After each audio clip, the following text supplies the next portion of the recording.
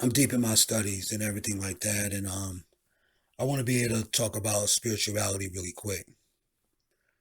Um,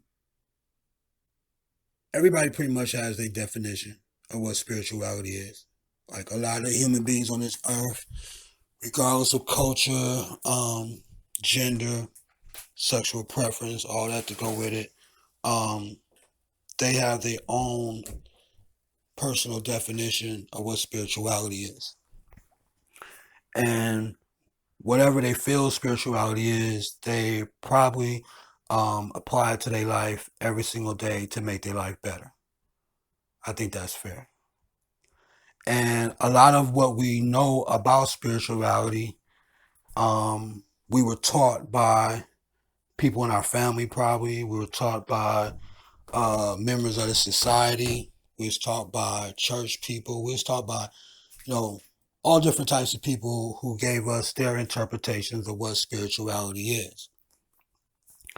Um, my perspective on it is I look at it totally different.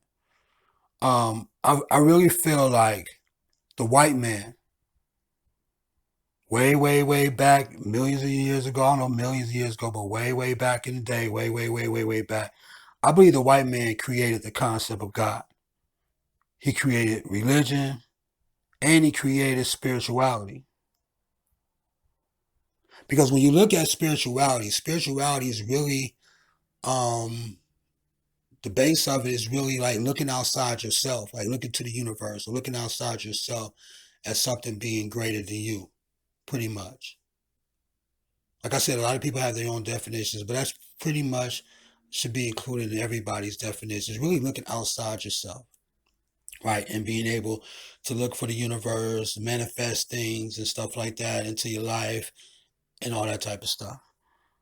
But I feel like the white man has convinced all these people on the earth for so many years that they have to look outside of themselves to get what they want for themselves. See, the white man created all that. God, Jesus, Bible, and all that type of stuff. And what does those things tell you to do, right? It gives you rules, right? It gives you rules of how to live. And what else does it do? It tells you that if you want something, that you should wait on it. You should talk to the universe. If the universe doesn't grant it to you or give it to you, then it wasn't meant for you to have. But at the same time, the white man, as a human being, like I said, doesn't care about none of that shit. That shit was to deflect people from achieving greatness on this earth. Because the white man is going to be able to look at himself and say, what do I want? What do I need? What do I need to get for my family? Blah, blah, blah. And he's going to go out there and get it with his own human being self. He's not going to wait on the universe. He's not going to wait on religion. He's not going to wait on none of those things. Now, if you look back, let me give you an example. Now you look back, say if you study like the gangster days, right? So I'm looking at something criminal, right? I'm looking at something that um men, black men and white men will go the extra mile to be able to take care of themselves and their family, right? And when I look at my studies and my research on like white criminals and gangsters back in the prohibition days and all that type of stuff, going deep into that, like a lot of those dudes will go out and kill people and do all the criminal shit and then sit in a church and have their kids go through communion and baptismals and all that type of stuff while they went out and still committed all these crimes and murdering and killing each other. They didn't fear God. Because if you feared God, then you wouldn't probably do all those things. I don't think you could step in a church. Can you? Can a white man step in a church, or Italian guy, or a Spanish guy, whatever? I'm looking at the gangsters like they were mostly white, right? The ones I studied. So I'm looking at those gangsters, and those gangsters were stepping in Catholic churches, Christian churches, Protestant churches, all that, and they didn't fear God. at all. And I'm like, why? Why you don't fear God, man? You just killed all those people and you don't fear God. And I learned from that because I really feel the human being is more powerful than the universe. Way more powerful. You know what I'm saying? Let's look back on black people, right? Let's look on black people with slavery. Black people got that Bible. That ain't the original Bible. And I really don't believe that that Bible that they got was the original scrolls and the scriptures and all that type of stuff. And if you really look at some of the Bibles you got now, it's gonna say KJV on it. It's like King James Version. Right? So right there that lets me know that that Bible right there is King James version of the truth. But yet black people read it every single day as if it is the truth. But is it the truth though? I don't think so. If people study who King James was, then you'll understand why there's a King James version of the Bible. Look at the definition of what version is. Version. And I also believe that William Shakespeare wrote that Bible. I think that's William Shakespeare's greatest work. Because in that Bible, you see a lot of like, the turning water into wine. You see like snakes in the Garden of Eden turning into a man. You see a lot of like what? That's like Harry Potter shit, like The Hobbit. All the little fantasy type of like Dungeons and Dragons type of shit.